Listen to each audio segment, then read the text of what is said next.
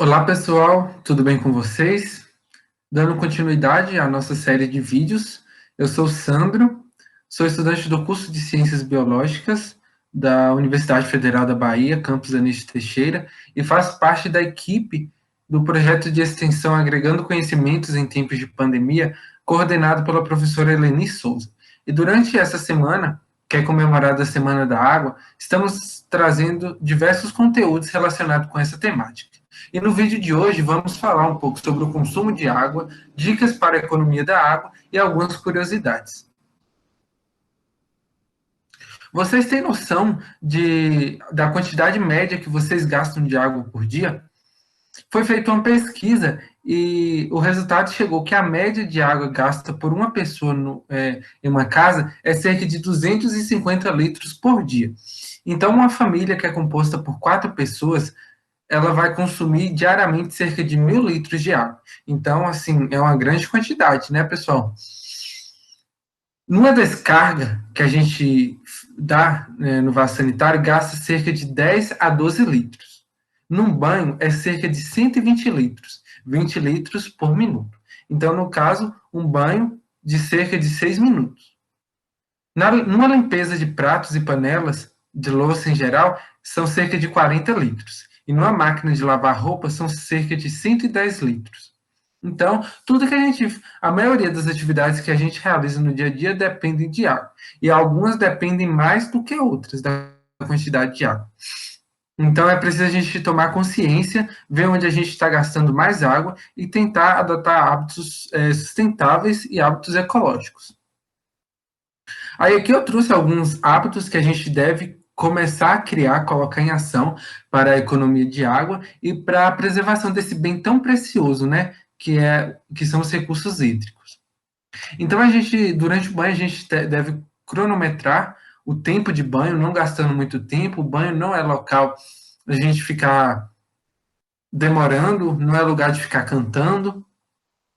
Então a gente deve tomar banho o mais rápido possível.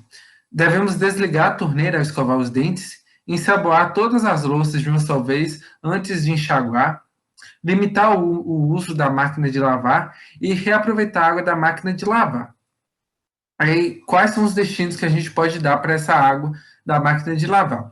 Por exemplo, a gente pode limpar a calçada, limpar o quintal, limpar a casa, irrigar as plantas. Então, são várias utilidades que a gente dá para a gente estar reaproveitando essa água.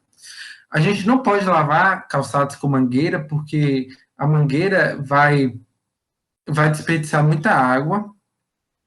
A gente deve implementar na descarga uma válvula de duplo acionamento.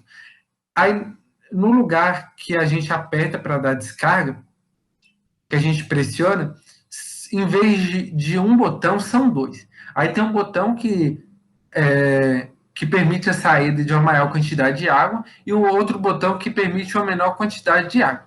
Então, dependendo da atividade, dependendo de uma quantidade menor de água, a gente pode estar apertando esse botão para estar economizando a água e descendo uma pequena quantidade de água para descarga. A gente também deve verificar e corrigir quaisquer vazamentos dentro de nossas casas e se a gente encontrar na rua, a gente deve alertar rapidamente os setores responsáveis, né, a prefeitura. A gente deve fechar bem as torneiras e lavar o carro com baldes, motos, bicicletas e demais objetos. A gente sempre procurar, em vez de lavar com as mangueiras, lavar com balde, porque a gente vai estar economizando uma maior quantidade de água. Aqui eu trouxe algumas curiosidades sobre essa questão da água que a gente pode estar discutindo. A OMS, a Organização Mundial da Saúde, ela considera que um consumo médio ideal por pessoa é cerca de 150 litros por dia. Já o norte-americano de classe média, ele vai consumir cerca de 350 litros por dia. Então, é cerca de 100 litros a mais, né, do que o recomendado pela OMS. Os rios, eles são de extrema importância para o homem e todas as grandes civilizações do passado surgiram às margens dos rios. Por exemplo, a civilização mesopotâmica, que surgiu em a civilização egípcia, que surgiu próximo ao Rio Nilo. Então, para que aqueles grupos de pessoas antigamente eles se fixassem em algum local, era preciso ter água para que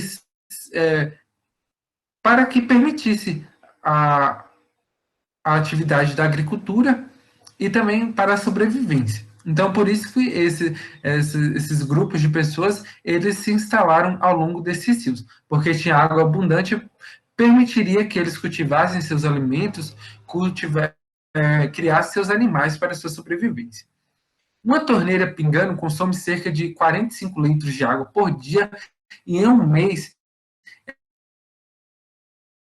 é cerca de 1.380 litros. Então, é uma grande quantidade, né? A gente pensa que é um pinguinho que não vai fazer diferença, mas ao longo prazo faz muita diferença e pode acarretar um desperdício grande. O rio Amazonas, que é localizado na região norte do Brasil, é o rio mais caudaloso do mundo e o de maior volume de água.